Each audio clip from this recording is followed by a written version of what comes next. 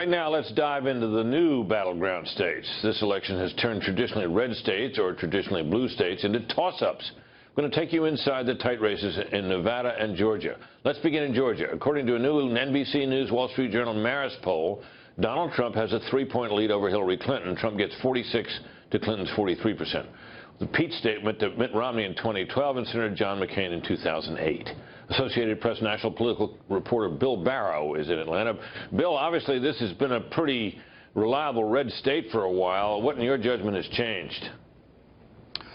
Well, Brett, 2016 is just such an interesting election in so many ways. If you see the numbers, obviously, Clinton and Mr. Trump both stay in the low to mid-40s in any poll that's come out in Georgia.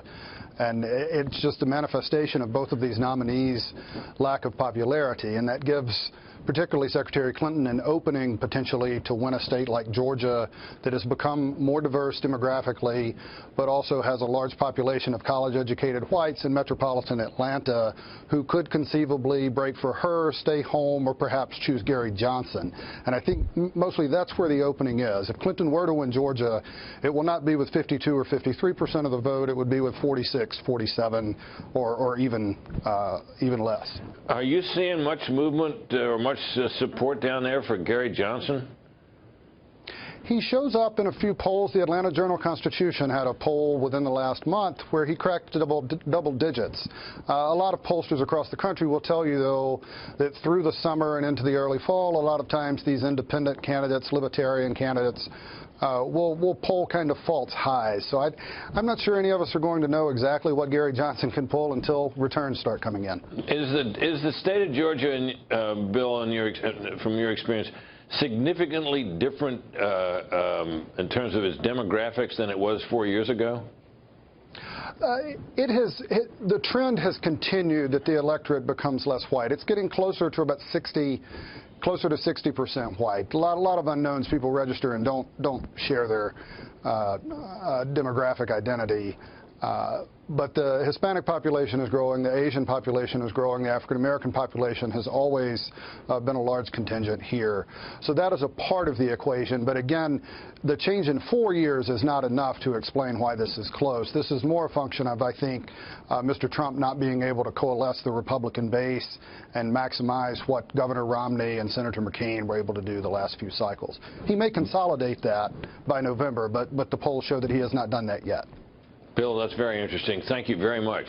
Let's go to Nevada. Right. According to that same NBC News Wall Street Journal Marist poll, Hillary Clinton leads by just 1 point. Clinton gets 45 to Trump's 44. As you can see, Nevada went to President Obama in both 2008 and 2012.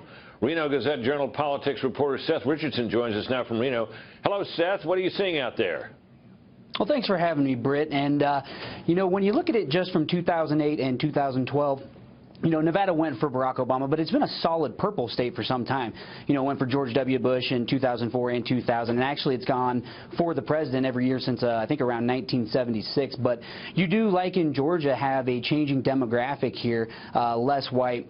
About 28% of the state is Hispanic, you know, a little more than 9% is black, large Asian population at around 8.5%, and only about half the state is white. So, you know, you think that it would be leaning slightly a little more Clinton than it is, just given the demographic makeup, but it's remained close pretty much throughout all the polling here. You know, the Las Vegas was hit pretty hard in the 2008 downturn. Has the economy recovered enough by then that President Obama's approval rating is up, which would obviously help Mrs. Clinton?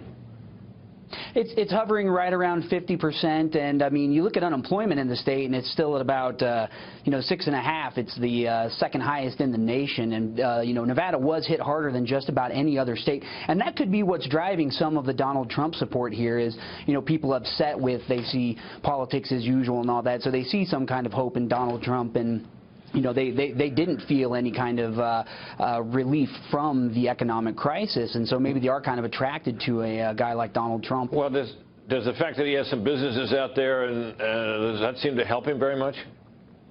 I don't know if that necessarily helps him. I think what helps him a little more is Nevada is a very kind of little L libertarian state, you know, very free thinking and all that.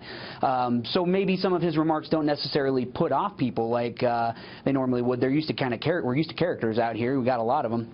So I think that is kind of what drives it. This political outsider mentality that's always kind of been around here, and Donald Trump really kind of embodies some of that. Yeah, I get that. Seth, very interesting, and thank you very much.